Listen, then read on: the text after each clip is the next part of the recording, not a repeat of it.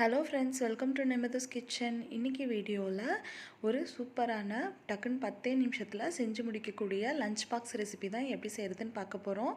முட்டை மசாலா சாதம் எப்படி செய்கிறதுன்னு பார்க்கலாம். கடாயில் ஒரு 3 டேபிள் ஸ்பூன் அளவுக்கு எண்ணெய் சேர்த்துக்கோங்க. எண்ணெய் சூடானதும் 1/4 டீஸ்பூன் சோம்பு சேர்த்துக்கோங்க. சோம்பு நல்லா பொரிஞ்சு வந்ததும் 3 பல் பூண்டை கட் பண்ணி சேர்த்துக்கோங்க. ஒரு கொத்து கறிவேப்பிலை, ஒரே ஒரு பச்சை மிளகாய் மட்டும் சேர்த்துக்கோங்க. இப்போ இதனோட பச்சை வாசனை போகிற வரைக்கும் நல்லா நம்ம வதக்கி விட்டுக்கலாம். இது கூட ஒரு மீடியம் சைஸ் பெரிய வெங்காயத்தை இந்த மாதிரி சின்னதாக கட் பண்ணி சேர்த்துக்கோங்க. இதையும் நல்லா வதக்கி விட்டுக்கோங்க. வெங்காயம் நல்லா வதங்கி வரட்டும். இப்போ பாருங்கள், வெங்காயம் நல்லா வதங்கிடுச்சு.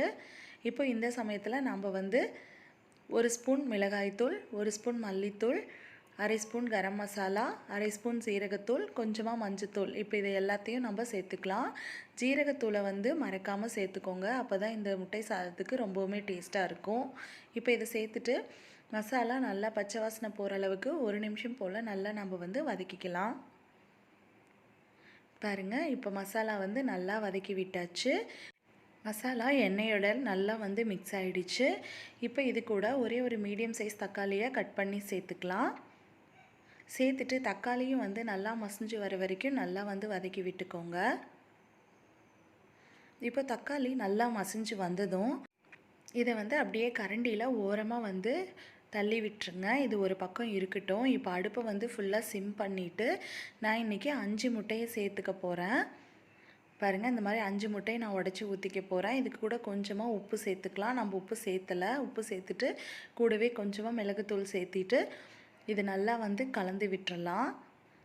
இந்த முட்டையை இப்போ நல்லா கலந்து விட்டுக்கோங்க. இந்த உப்பு மிளகுத்தூளும் நல்லா மிக்ஸ் ஆகிற மாதிரி கலந்து விட்டுட்டு 1 நிமிஷம் போல் லோ ஃப்ளேமில் அப்படியே விட்டுருங்க. முட்டை நல்லா வெந்து வரட்டும். இப்போது கொஞ்சம் கொஞ்சமாக நீங்கள் இந்த மாதிரி மேலே எடுத்து விடுங்க. அப்போ தான் முட்டை ரொம்ப பொடியாக ஆகாமல் கொஞ்சம் பெருசாக நமக்கு கிடைக்கும். உங்களுக்கு எந்த அளவுக்கு பெருசாக வேணுமோ அந்த அளவுக்கு நீங்கள் நல்லா கலந்து எடுத்துக்கலாம். ரொம்ப பொடியாக இல்லாமல் கொஞ்சம் பெருசாக இருந்தால் தான் இந்த சாதத்துக்கு அங்கங்கே முட்டை தட்டுப்பட்டால் தான் நல்லாயிருக்கும். பாருங்கள், இந்த அளவுக்கு நீங்கள் நல்லா முட்டையை வறுத்து எடுத்துக்கோங்க. இந்த அளவுக்கு இருந்தால் நமக்கு சாதம் ரொம்பவுமே நல்ல டேஸ்ட்டாக இருக்கும்.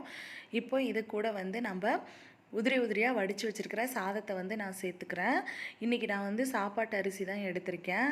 அதில் சாதத்தை உதிரியாக வடிச்சிட்டு நான் இதில் நான் சேர்த்துக்கிறேன்.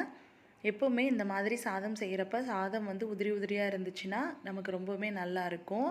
இப்போ இதுக்கு தேவையான அளவு உப்பு சேர்த்துட்டு நம்ம நல்லா கலந்து விட்டுறலாம். பாருங்கள், இந்த மாதிரி எல்லாத்தையும் நல்லா கலந்து விட்டுக்கோங்க. ஃப்ளேமில் லோ ஃப்ளேம்லேயே வச்சு நல்லா கலந்து விட்டுக்கோங்க. அப்போ தான் எல்லா பக்கமும் நல்லா கலந்து விட முடியும். இது கூட நீங்கள் கடைசியாக மிளகுத்தூள் சேர்த்து கூட கொஞ்சமாக கலந்து விட்டுடலாம். நான் இன்றைக்கி மிளகுத்தூள் சேர்த்தலை. நீங்கள் வேணும்னா சேர்த்துக்கோங்க. அதுவும் டேஸ்ட் ரொம்பவுமே நல்லாயிருக்கும். இப்போ பாருங்கள், சூப்பராக நம்ம நல்லா கலந்து விட்டாச்சு.